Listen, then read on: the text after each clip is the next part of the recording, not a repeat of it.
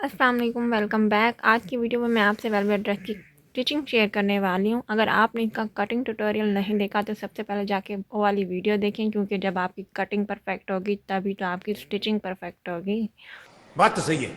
तो चलिए time waste किए बगैर हम इसकी स्टिचिंग स्टार्ट करते हैं। सबसे पहले हम ड्रेस में नेक लाइन बनाएंगे। नेक लाइन बनाने के लिए आपने कोई भी मिलता जुलता ना प्लेन फैब्रिक ले लेना है। मैंने ये वाला फैब्रिक लिया है।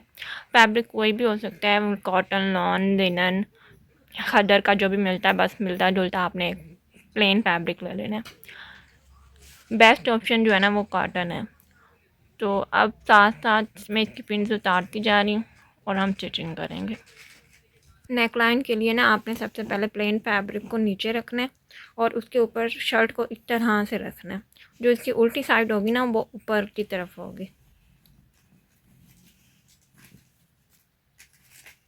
इस तरह से रख के पिन्स लगा लेनी है आपने, ताकि ये हिले ना, और यहाँ पे आपने के साथ साथ सिलाई लगा लेनी है।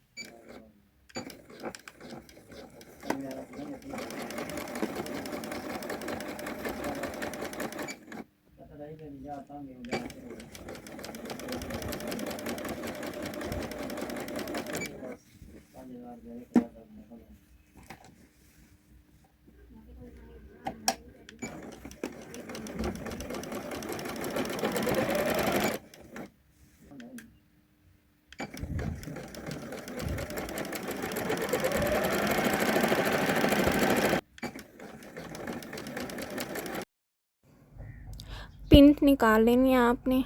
पिन्स निकालने के बाद आपने क्या करना है, आपने जो स्टाइल लगाई थी उसे थोड़े से फासले के साथ ना आपने कट कर देना है। आराम से आपने कट करने, बिल्कुल थोड़े से फासले पे।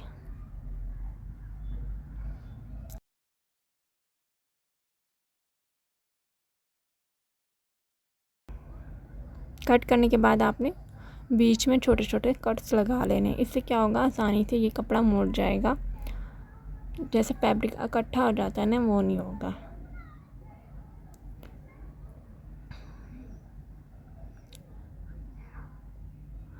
अब आपने थोड़े से फासले पर, मतलब 1.5 इंच के फासले पर आपने कटिंग कर लेनी है।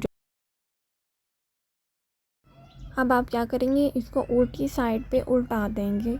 बेशक आप आयरन कर लें। अब आपने इसको थोड़ा सा फोल्ड करना है, आयरन कर लेना है और साथ में तुरपाई कर लेनी है फिर आपने। अब नेक्स्ट स्टेप में हम बैक गला बना रहे हैं। बैक गले के लिए आपने कपड़े को तिरछे में काटने। 2 इंच में विड्थ हो और लेंथ इसकी आलमोस्ट आप 12 इंच तक रख सकते हैं अपने गले के अकॉर्डिंग। इस तरह से मैंने कटिंग कर ली थी ये पट्टी। बैक नेक की जो विड्थ है वो मैं 3.5 इंच तैयार करूँगी और जो डेप्थ है वो भी 3.5 इंच पे मैं मार्क कर लूँगी। और फिर आपने इसको गुलाई में मार्क करके कट कर लेना है। कटिंग करने के बाद आपने क्या करना है, जो आपने तिरछे में कपड़ा काटा था उसको सिलाई लगा लेनी है सीधी साइड पे। ये यहाँ पे मैंने सिलाई लगा ली है। अब हम यहाँ पे छोटे छोटे कट लगा के इसको इस तरह फोल्ड करेंगे और फिर इसको इतना फोल्ड करके ऐसे इस तरह से ना अंदर की तरफ फोल्ड करना है। और फिर आपने यहाँ पे सिलाई लगानी है कपड़े के ऊपर, बिल्कुल किनारे किनारे पर। ये देखिए मैं बिल्कुल आराम से एहतियात से किनारे किनारे पर सिलाई लगा रही हूँ। आपने भी रोक के मशीन को उसको टर्न करके आहिस्ता आहिस्ता किनारे किनारे पे सिलाई लगा लेनी है। तो आपने उल्टी साइड पर टर्न करके आयरन कर लेना है अच्छे से। नेक्स्ट अब बारी है शोल्डर जॉइन करने की। ये फ्रंट साइड को आपने इस तरह से रख के, जो बैक साइड है उसको आपने इस तरह से रखना है और फिर इसकी ये साइड इसके बराबर रख के इसको भी खोल लेना है ऐसे।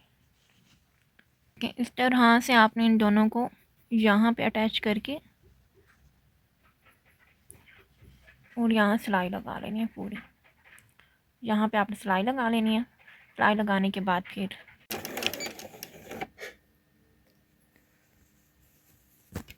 सिलाई लगा ली है मैंने, दोनों शोल्डर की सिलाई लगाने के बाद आपने इसको इस तरह करके इस तरफ उल्टी साइड पे पलट देना है। और अब आप यहाँ पे तुरपाई कर लें सुई से, हाथ की मदद से। इस तरह से बहुत ज़्यादा नीट एंड क्लीन लुक आएगी नेक की। चलें इसको कंप्लीट करते हैं।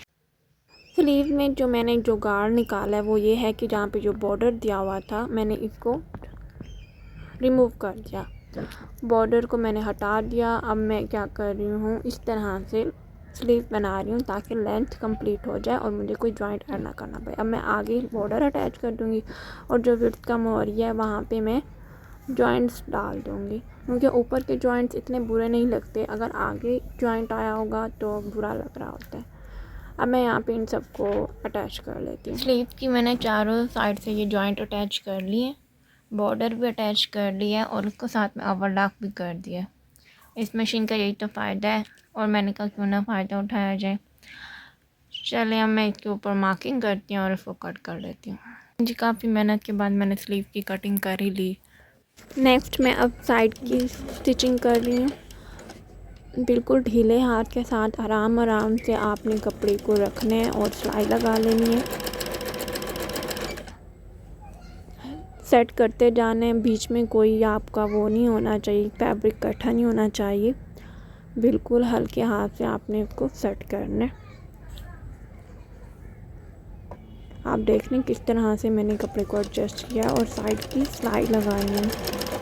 आपने भी बिल्कुल आराम से ढीले हाथ के साथ साइड वाली सिलाई लगाने के बाद स्लीव अटैच कर लेनी है।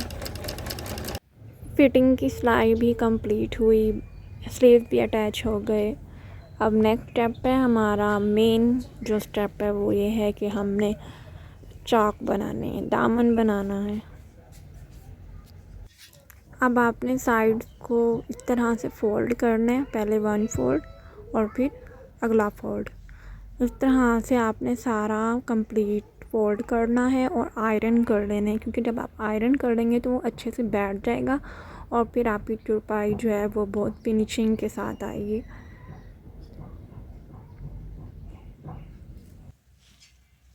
चलें जी 3 घंटे लगा के मैंने शर्ट की साइड चाक की तुरपाई मुकम्मल कर ली। इसके बाद मैंने ना आयरन कर लिया था साइड चाक को, ताकि ये बिल्कुल नीट लुक दे। आयरन करने से ना ये बहुत नीट क्लीन लुक दे रहा है। जब भी आपने किसी फैब्रिक की पर तुरपाई करनी है तो हमेशा आपने बारीक और छोटे छोटे टाँके लेने हैं ताकि नीट एंड क्लीन लुक आए फैब्रिक पर। ये देखें, पता भी नहीं चल रहा कि मैंने तुरपाई की है। बैक साइड से भी देख लें। चलें जी, इसका ट्राउज़र भी स्टिच हो चुका है। अब मैं आपको इसकी कंप्लीट लुक दिखाती हूँ। ड्रेस की कंप्लीट लुक होप सो कि आपको अच्छी लगी होगी। कमेंट में आपने ज़रूर बताना है कि आपको मेरी स्टिचिंग वीडियो कैसी लगी। कमेंट्स में अपने अच्छे आइडियाज़ भी शेयर करते रहें। अपना बहुत सारा ख्याल रखें। अल्लाह हाफिज़। Thanks for watching.